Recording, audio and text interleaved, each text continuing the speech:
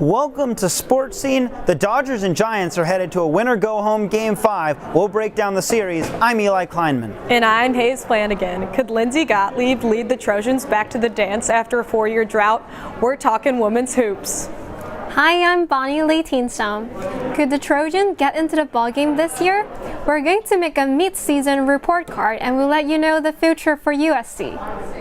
They say the two best words in sports are Game 7, but the second best? Game 5. That's what the Dodgers are preparing for right now as they head to San Francisco for a decisive winner-take-all NLDS matchup with rival San Francisco Giants. The Dodgers are still alive after beating the Giants 7-2 last night, with Walker Buehler pitching for the Dodgers on 3 days rest. His team jumped out to an early lead in the first inning on his RBI double from Trey Turner, scoring Corey Seager. Mookie Betts added to the cushion with a 2-run shot in the fourth, and Will Smith put on the finishing touches on the victory with a 2-run shot in the 8th inning. Our Eli Kleinmann was outside Dodger Stadium last night with a preview of Game 5. Heading into Game 5, the keys are the offense. For the Dodgers, it's going to be about hitting Logan Webb. They weren't able to score any runs in Game 1 when he was the starter, and that's going to be a key for them. For the Giants, it's also the offense. They scored 9 runs through 4 games. That usually doesn't get you enough wins. They have 2 of them so far. They need 1 more to advance. The offense will need to get rolling, and Logan Webb will need to pitch another gem. All right, Eli, who's going to win? The answer is the Giants. The Giants are going to rely on their starting pitching like they have done all series long, and there's no one better to do it with than Logan Webb. He's been their ace in the second half of the season. He pitched on the final game of the regular season when they clinched the division. He pitched in Game 1 of the NLDS when he threw 7 2/3 scoreless innings.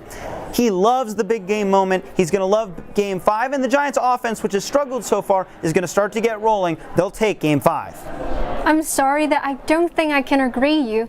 I think the Giants are going to lose because I think the Dodgers, they're doing really good on their run, especially they get their most one and this year is 5.08 and the average one is actually 2.98, which is a lot more than the Giants. So I think the Dodgers are definitely going to win this game.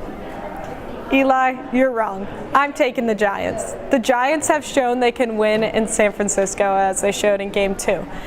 The Dodgers have also shown that they have a great offense, putting up more runs in the series than San Francisco. And with a great bullpen, the Dodgers have shown that they are going to win this series. So mark my words, you're going to see the Dodgers in the NLCS. Well, both of you guys in Los Angeles picking the Dodgers. No surprise, but the Giants have proved everyone wrong all season. Either way, it'll be an exciting elimination game. A new era of Trojans women's basketball is underway, with the season opener just a few weeks out. New USC head coach Lindsey Gottlieb spoke about the upcoming season at yesterday's Pac-12 Media Day.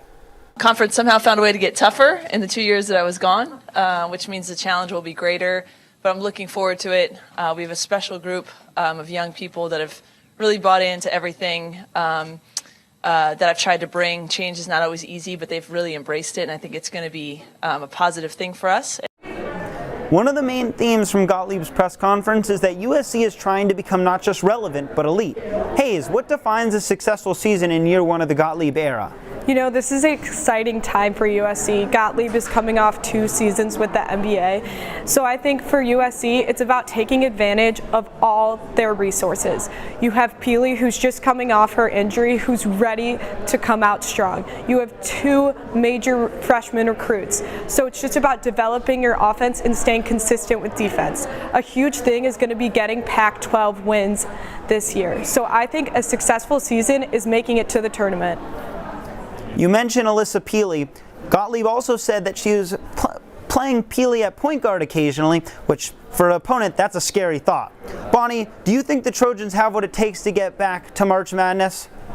Yeah, I do think so. Especially during their media day yesterday, I feel like the whole team are getting really good team atmosphere, especially with the coach. He's showing her presence in her eyes, and all the teammates are also showing a very positive energy in their eyes.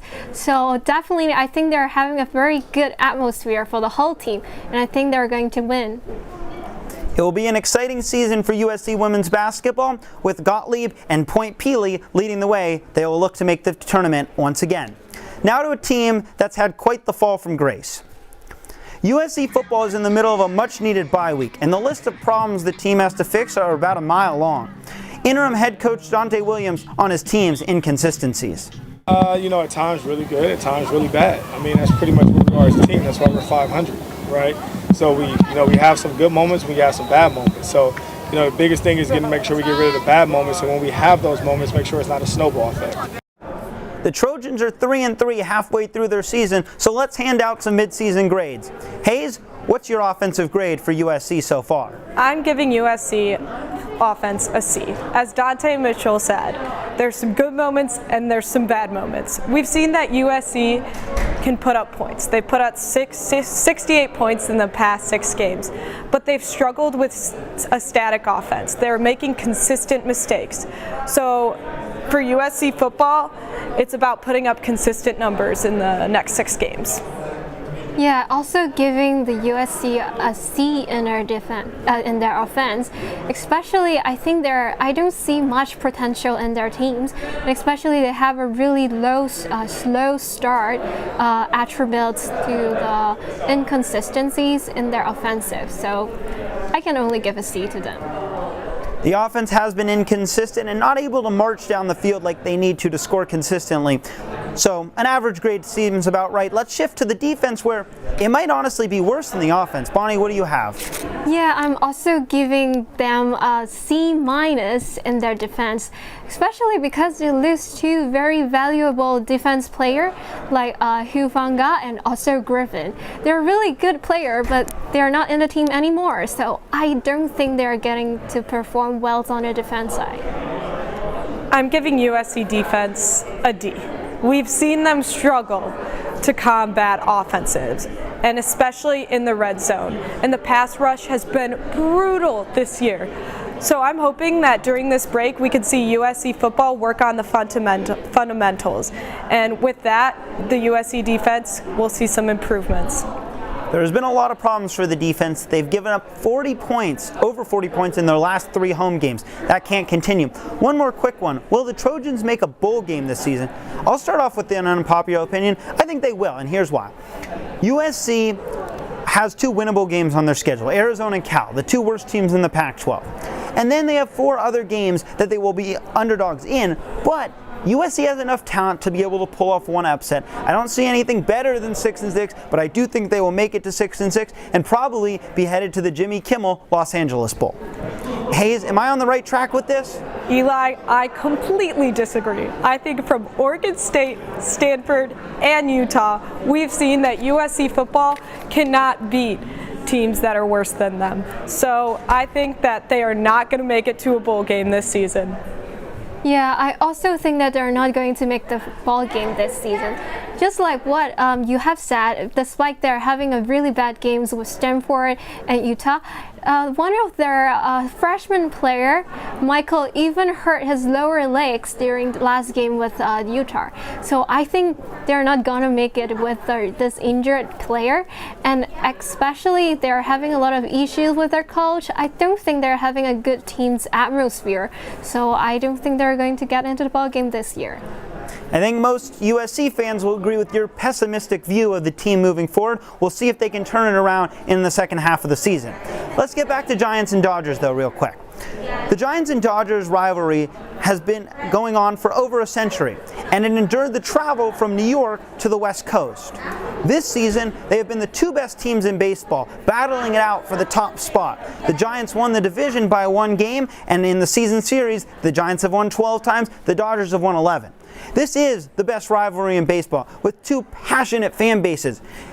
Oracle Park and Dodger Stadium this series in the NLDS, you can hear chants of "Beat LA" and "Giants suck" respectively. These fan bases don't like each other, and neither do these teams. And yet, one of them will move on to the NLCS on Thursday after beating their hated rival. Hey, let's enjoy that one game one more time in what is the best rivalry in the sport. All right, that's going to do it for today's show. Thanks everybody for tuning in. Make sure to follow along with all our sports coverage over at uscannonburgmedia.com and follow us on Twitter and Instagram at AnnMediaSports. For Bonnie and Hayes, I'm Eli. See you next time.